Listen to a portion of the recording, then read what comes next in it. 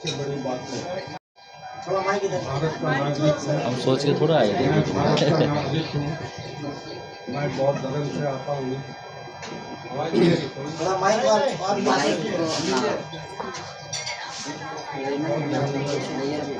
कहा जाता है विश्वास है, ये मैं जानकारी दे रहा हूँ। सरकार के कार्य करने के कुछ प्रत्यक्ष रूप में उनका कार्य होता है, कुछ परोक्ष रूप में होता है। उसमें कई प्रकार की नीतियां होती हैं जिस कारण से वो बहुत सार्वजनिक नहीं हो पाता है। किंतु मुझे विश्वास है, मेरी जानकारी में है, जो आप तक बता रहा हूँ संभवतः, और आप लोगों से ही सुनता हूँ प्रत्यक्ष परोक्ष रूप से, सरकार अपना कार्य कर रही है। जिसका प्रमाण आज भी एक विदेश सचिव आज बांग्लादेश गए हुए हैं। ठीक है, उनका रवैया चाहे जो भी हो, विदेश सचिव गए हैं, और मात्र विदेश सचिव नहीं गए, उनके साथ 26 लोगों की टीम गई है और पूरा माइंड मेकअप करके गए कि इसको हम शांति करके आएंगे। वैसे जो कुछ विशेष रॉ मटेरियल्स वगैरह कुछ होते हैं जो उनको सप्लाई करने का, जो 10 या 12% का उनको जो लगता था, क्या लगता है वो जो टैक्स लगता था, वो 40% किया गया।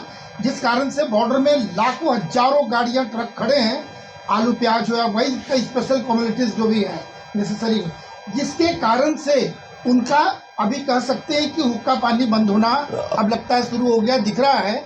वो ठंडा पड़ेंगे। सबसे पहले उनकी जब आर्थिक व्यवस्था पर जब आघात पहुंचेगा तो ये भी सरकार की एक नीति है जिसके कारण वो होगा। सारी बात सरकार नहीं करती है, कुछ दायित्व तो हमारे भी हैं। हम लोग बाल्यकाल से पढ़ते आए हैं कि हमारे कुछ राइट्स भी हैं और कुछ ड्यूटीज भी हैं। तो यहाँ हमें अपना अधिकार और कर्तव्य का भी बोध होना चाहिए। और भारत के प्रत्येक जनता, यही कारण है कि हम लोग सर्व सनातन समाज का के आज एक छत के नीचे उस मंच से हम बात कर रहे हैं। ये सबों का दायित्व बनता है कि जिस प्रकार से वो उसको एक इस्लामीकरण करने की चेष्टा कर रहा है पूरे देश को, ये एक बहुत बड़ा प्रयोग है। पूरे विश्व के लोगों को इसमें जागने की आवश्यकता है।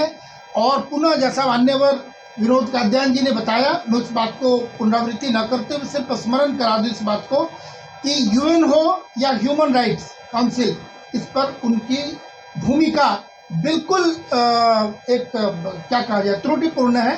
ये संतोषप्रद नहीं है, होना चाहिए।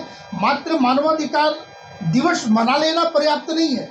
हम लोग मनाते हैं, सब कुछ शांत है, लेकिन वो ठीक रहे, वो ठीक चले और आवश्यकता पड़े तो आज मानवाधिकार का कोई कार्य देखने को ऐसा नहीं मिल रहा है। तो ये मांग करते हैं फिर भी भारत सरकार से कि और भी सख्ती से कार्य करे और उनसे निपट ले। हमारा ही जन्म दिया हुआ एक छोटा सा देश है जो जिसके कारण आज हम परेशान हैं। परेशानी जिस दिन भारत चाहे निपट ले, लेकिन भारत के प्रत्येक लोगों को जागने की आवश्यकता है। आज मंच में सम्मानित सभी समाज के लोग प्रतिनिधित्व कर रहे हैं। सिख समाज के लोग हैं, बौद्ध समाज के लोग हैं, सनातन समाज के हैं ही, और हमारे जैन समाज से भी हैं, और भी कई लोग जो मंच के नीचे भी बाहर बैठे हैं। तो सबों से, आपके माध्यम से, मैं जो भी लोग मुझे देख रहे हैं, सुन रहे हैं, सभी से मैं निवेदन करूंगा, आप किसी भी तरीके से समाज में हैं, आप किसी संगठन से जुड़े हों, किसी संगठन से ना भी जुड़े हों, जितने दर्शक देख रहे हैं उनसे मैं निवेदन, मेरा करबद्ध प्रार्थना होगा कि कल के जो 10:30 बजे मोराबादी ग्राउंड बापू वाटिका में हम एकत्रित होंगे। वहाँ जैसा मान्यवर जी ने बताया उस रूट से होते हुए हम राज्यपाल भवन तक जाएंगे।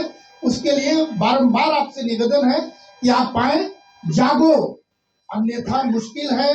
ये दृष्टांत देखने को मिल रहा है बार बार। हम सहिष्णु हैं, हमारी सहिष्णुता का बांध अब टूट रहा है और अब नहीं जागे तो कब जागेंगे। आज जागने की आवश्यकता है।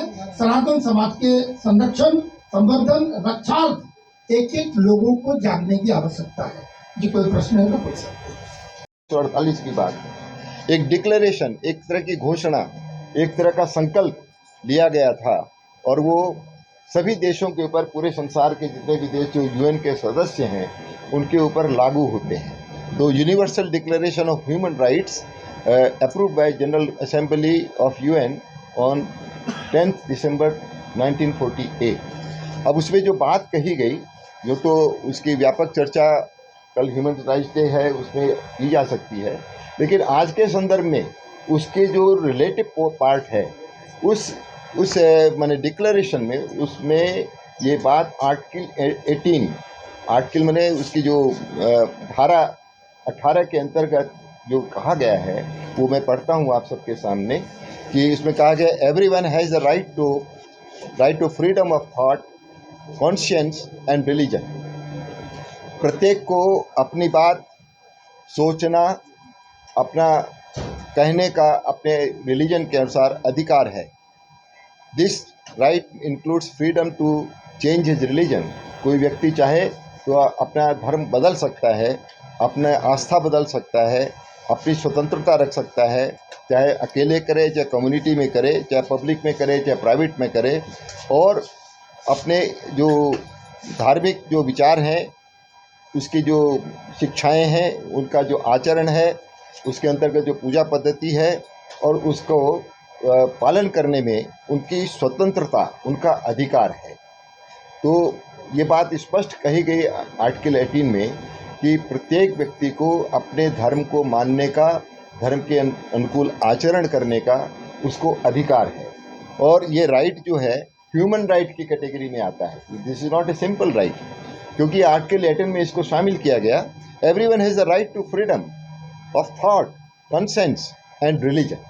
ये बात को ध्यान में रखना होगा कि ये अधिकार देता है ये डिक्लेरेशन यूएन के इस आर्टिकल 18 के अनुसार कि हम लीगल तरीके से यूनाइटेड नेशंस में प्रभावित एक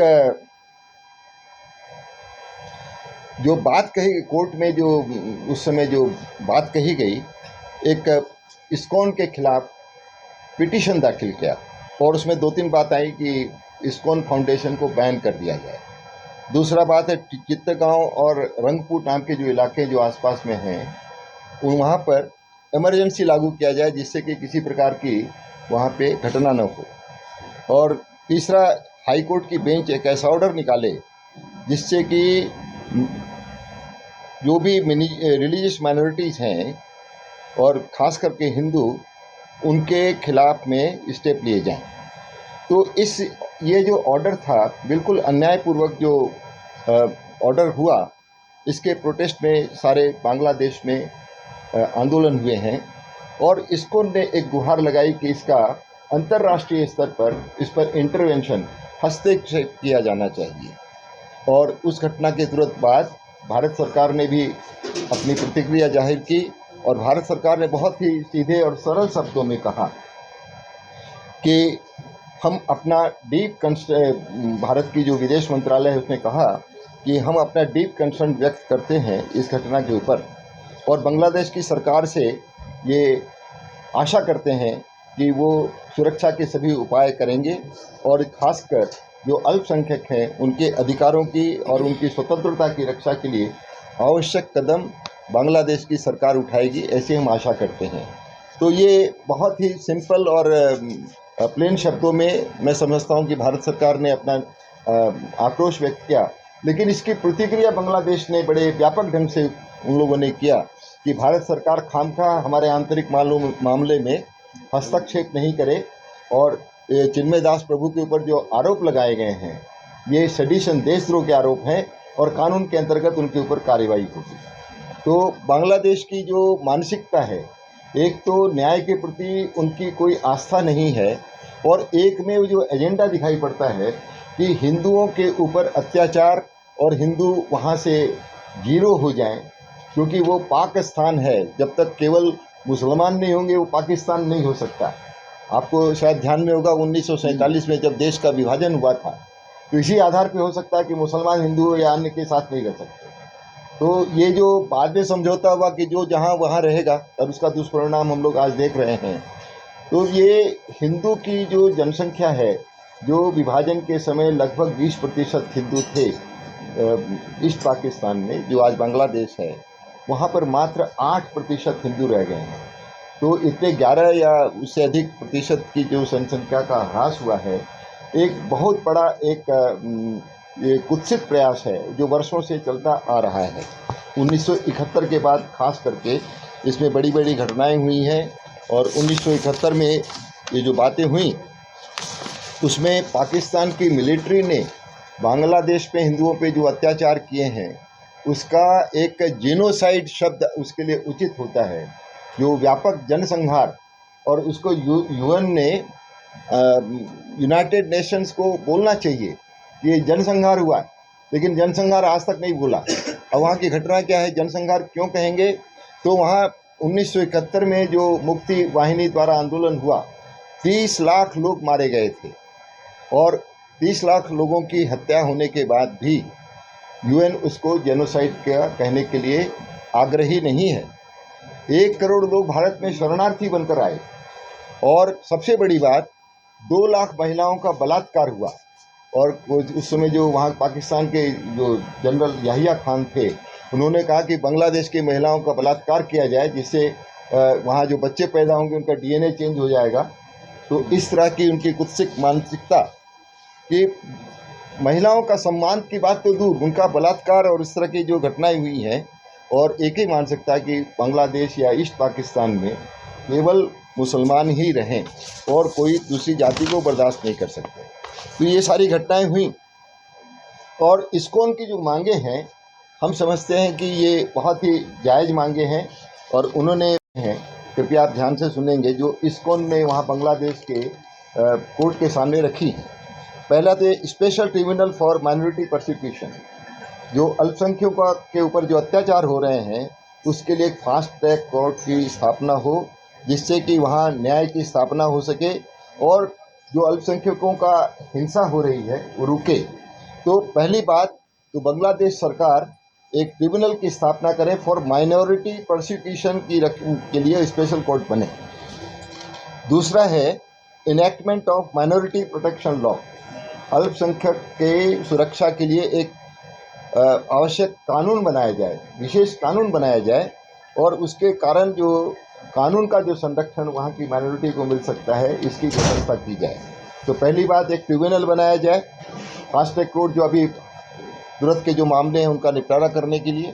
दूसरी बात एक माइनॉरिटी की सुरक्षा के लिए वहाँ एक कानून बनाया जाए और तीसरी बात वहाँ पर एक मंत्रालय बनाया जाए माइनॉरिटी अफेयर्स के लिए। जैसे भारत में अल्पसंख्यक मंत्रालय है, उसी तर्ज पर बांग्लादेश में भी एक अल्पसंख्यक मंत्रालय बने।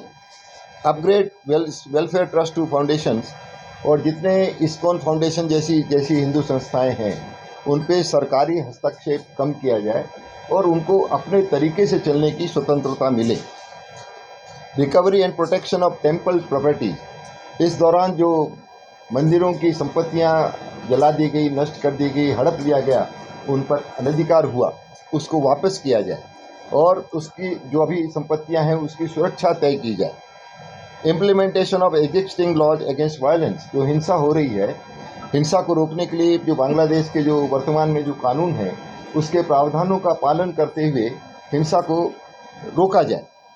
प्रैक्टिस मेजर्स फॉर रिहेबिलिटेशन, और जिन हिंदू बहन भाइयों का वहाँ पर विस्थापन हुआ है, उनके घर जलाए गए, उनके व्यापार दुकानें जलाई गईं, उनका जो संपत्तियां नष्ट की, उनको पुनः रोजगार मिले, खाने पीने की व्यवस्था हो और उनका रिहेबिलिटेशन पुनर्स्थापना के लिए सरकार चेष्टा करे और उसके लिए आवश्यक कदम उठाए।